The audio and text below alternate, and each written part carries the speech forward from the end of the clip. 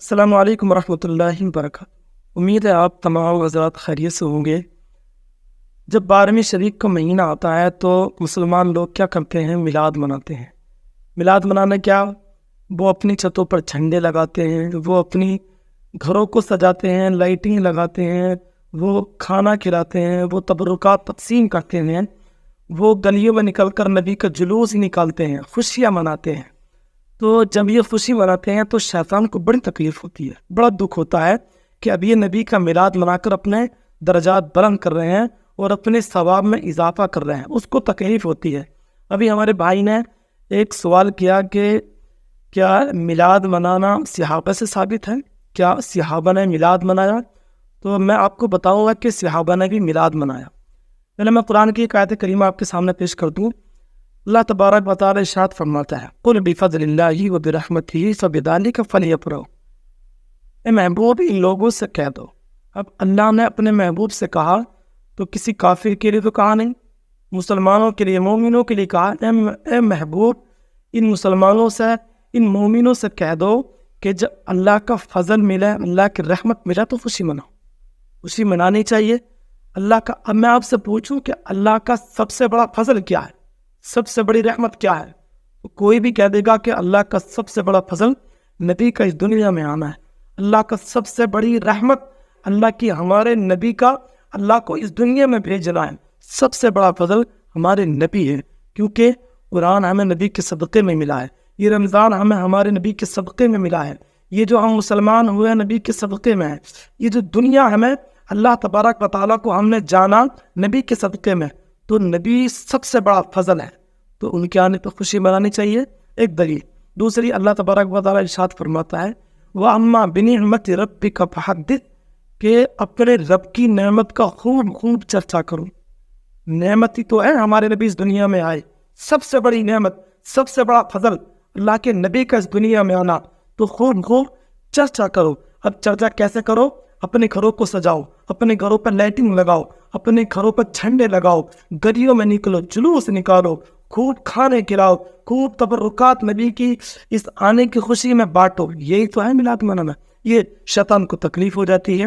اللہ خود فرما رہا ہے وَأَمَّا بِنِعْمَةِ رَبِّكَ فَحَدِّثْ، اپنے رب کی نعمت کا خوب خوب چرچا کرو۔ اب میں آپ کو ایک مثال دوں، نبی پاک صلی اللہ علیہ وسلم کی بارگاہ میں ایک صحابی حاضر ہوئے۔ نبی پاک صلی اللہ علیہ وسلم نے دیکھا کہ ان صحابی کے کپڑے کچھ پھٹے ہوئے تھے، پرانے کپڑے تھے۔ نبی پاک صلی اللہ علیہ وسلم نے ان سے فرمایا کہ کیا تمہارے پاس میں دولت نہیں، مال نہیں ہے؟ صحابی عرض کرتے ہیں یا رسول اللہ صلی اللہ علیہ وسلم کیوں نہیں؟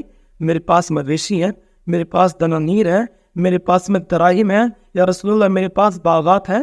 تو نبی نے فرمایا پھر تمہارے کپڑے ایسے کیوں ہیں؟ اگر اللہ نے تمہیں اگر دولت دی ہے، اگر تمہیں رحمت دی ہے دولت کی شکل میں، تو اس کا اثر تمہارے اوپر ظاہر ہونا چاہیے، کپڑے اچھے پہنو۔ تو نبی پاک صلی اللہ علیہ وسلم صحابہ کو تلقین کر رہے ہیں، صحابہ کو بتا رہے ہیں کہ اللہ اگر کوئی فضل تمہیں دے، کوئی تمہیں رحمت دے، تو اس کا اثر تمہارے اوپر ظاہر ہونا چاہیے۔ تو سب سے بڑا فضل ہمارے نزدیک تو ہمارے نبی ہے۔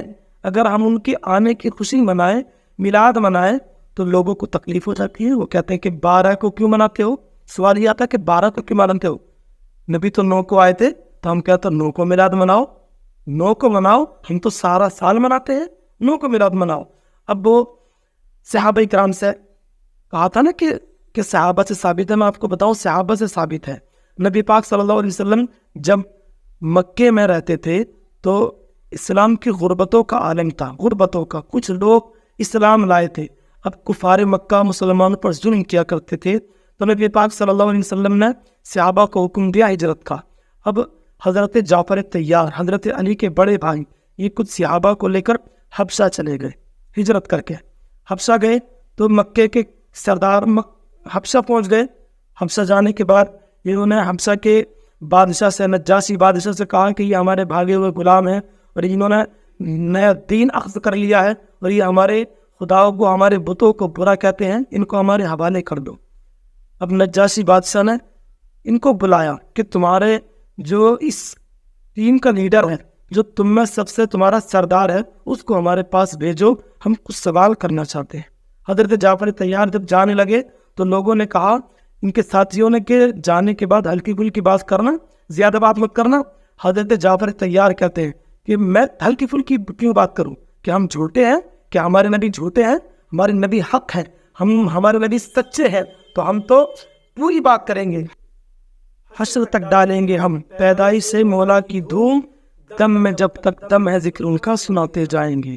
ہلکی پھلکی بات نہیں، گئے جعفر طیار نجاشی بادشاہ کے دربار میں۔ جانے کے بعد میں نجاشی بادشاہ کے دربار میں کھڑے ہوئے۔ نجاشی نے کہا بادشاہ نے کہ جعفر طیار بتاؤ، یہ لوگ کہتے ہیں کہ تم ان کے بھاگے ہوئے غلام ہو اور تم نے نیا دین اخذ کر لیا ہے، تم پرانے خداؤں کو، پرانے بتوں کو برا کہتے ہو۔ کون ہے تمہارے نبی جو اس دنیا میں آئے وہ ہمارے خداؤں کو برا کہتے ہیں؟ تو حضرت جعفر طیار نے وہی بات کی ہے جو ہم میلاد میں کرتے ہیں، جو ہم میلاد کی محفل میں کرتے ہیں۔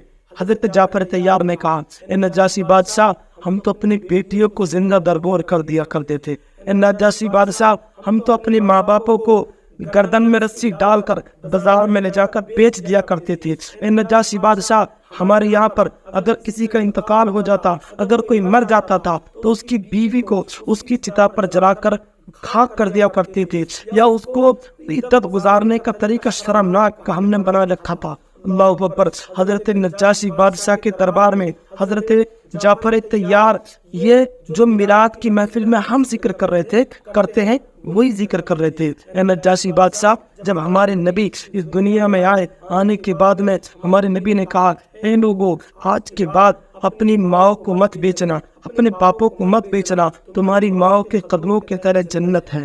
اے لوگوں، ہمارے نبی نے کہا تھا اے لوگوں، تمہارا باپ جنت کا دروازہ ہے، اس کے ساتھ میں کبھی بدتمیزی مت کرنا، کبھی بدسلوکی مت کرنا۔ اللہ اکبر۔ حضرت جعفر طیار نجاشی بادشاہ کے دربار میں وہی باتیں کہہ رہے ہیں جو ہم میلاد میں کہتے ہیں۔ اے لوگوں، نبی پاک صلی اللہ علیہ وسلم نے فرمایا آج کے بعد تم جو اپنی بچیوں کو درگور کرتے ہو، زندہ دفن کرتے ہو، آج کے بعد اگر کوئی اپنی بچی کو پالے گا، پال کر جوان کرے گا، اس کی شادی کرے گا، اس کی جنت کی ضمانت میں محمد لیتا ہوں۔ یہ تو بات ہم میلاد میں کرتے ہیں۔ یہ نبی پاک صلی اللہ علیہ وسلم نے ہم کو تلقین کی ہے، یہ ہم کو درس دیا ہے، یہ دین ہمارے نبی لے کر کے آئے ہیں، اور ہمارے نبی نے یہ کہا ہے۔ نبی پاک صلی اللہ علیہ وسلم مسجد نبوی میں دیکھا کچھ صحابہ کرام بیٹھے ہیں، کچھ ذکر کر رہے ہیں۔ نبی پاک ان کے پاس آئے، آنے کے بعد کہا ہے میرے صحابہ تم کیا کر رہے ہو؟ صحابہ کرام عرض کرتے ہیں یا رسول اللہ، ہم آپ کا ذکر کر رہے ہیں، ہم جو اس دنیا میں آئے ہم وہ ذکر کر رہے ہیں۔ تو نبی پاک صلی اللہ علیہ وسلم نے ان سے قسم اٹھوائی کہ قسم اٹھاؤ اللہ کی قسم، کیا تم یہی ذکر کر رہے تھے؟ صحابہ کرام نے قسم اٹھائی یا رسول اللہ، اللہ کی قسم ہم یہی ذکر کر رہے تھے۔ تو نبی پاک صلی اللہ علیہ وسلم فرماتے ہیں کہ صحابہ، میں نے قسم تمہاری اس لیے نہیں اٹھوائی تم سے کہ مجھے یقین نہیں، بلکہ قسم اس لیے اٹھوائی کہ میرے پاس جبریل آئے ہیں اور کہا ہے کہ یا رسول اللہ، یہ جو آپ کے صحابہ ذکر کر رہے ہیں تو اللہ تبارک و تعالیٰ کو یہ ذکر کرنا اتنا پسند آیا ہے کہ اللہ تبارک و تعالیٰ ان کے ذکر کرنے پر فرشتوں میں فخر فرما رہا ہے۔ یہ ذکر کرنا تو اللہ کو پسند ہے۔ ہم کہتے ہیں کہ میلاد منانا صحابہ نے منایا، یہ مثال ہے، اور نبی پاک صلی اللہ علیہ وسلم تو نبی کا آنا تو اللہ کا فضل ہے، اللہ کی رحمت ہے۔ اور جب ہمارے نبی، اگر ہمارے نبی کا اس دنیا میں آنے کی میلاد کسی نے بھی منائی ہے، اللہ نے اس کو کچھ نہ کچھ دیا ہے۔ اب دیکھو دشمنان اسلام، دشمنان رسول، ابو لہب حضور کا چچا، دین کا دشمن تھا، اس نے کیا ہوا جب نبی اس دنیا میں آئے، اس کی لونڈی نے اس کو خوشخبری دی کہ تمہارے گھر بھتیجا پیدا ہوا ہے۔ اس کو نہیں پتا تھا نبی ہے، اس نے بھتیجے کی خوشی میں، اپنے بھتیجے کی خوشی میں اس لونڈی کو آزاد کر دیا۔ جب یہ مرنے کے بعد اس کے خاندان میں کسی نے خواب میں دیکھا اور پوچھا ما فعل اللہ بکا، اللہ نے تیرے ساتھ کیا معاملہ کیا؟ اس نے کہا کہ مجھے اللہ نے جہنم میں ڈالا، لیکن جس اولی سے میں نے اپنی غلام کو آزاد کیا تھا، لونڈی کو آزاد کیا تھا، کہ جب میں اس اولی کو منہ میں لیتا ہوں تو رب کچھ پانی کے قطرے مجھے اس سے عطا فرما دیتا ہے۔ جب دشمنان اسلام، دشمنان رسول کو اللہ تبارک و تعالی میلاد منانے کی خوشی میں جب اتنا بڑا فضل دے سکتا ہے، جب اس کی برکت اس کو مل سکتی ہے، تو ہم غلامان رسول ہیں، ہم تو مصطفیٰ کے غلام ہیں۔ پھر دیکھو اللہ کا فضل کیسا، کہ جب ہمارے نبی اس دنیا میں آئے تو کیا ہوا؟ اللہ نے، فرشتوں نے آپس میں ایک دوسرے کو مبارکباد دی۔ چرند پرند جانوروں نے ایک دوسرے کو مبارکباد دی نبی کے آنے کی خوشی میں. اور عرب کہتے ہیں کہ جب ہمارے نبی اس دنیا میں آئے اس سے پہلے بڑی قحط سالی تھی. جس سال ہمارے نبی اس دنیا میں آنے کے بعد اللہ نے رحمتوں کی بارش فرمائی تو ہمارے اس علاقے کے اندر اتنی ہریالی، اتنی سبزہ اگا کے ہمارے جانور اونٹ کھا کے اتنے موٹے ہو گئے کہ ہمیں لگتا تھا کہ چربی کی وجہ سے کہیں یہ پھٹ نہ پڑے. یہ تو میلاد منانا تو صحابہ سے ثابت ہے، قرآن سے ثابت ہے، حدیث سے ثابت ہے. میں امید کرتا ہوں کہ جو میں سمجھانا چاہ رہا تھا، جس میرے بھائی نے سوال کیا تھا، اس کو اس سوال کا جواب مل گیا ہوگا. السلام علیکم.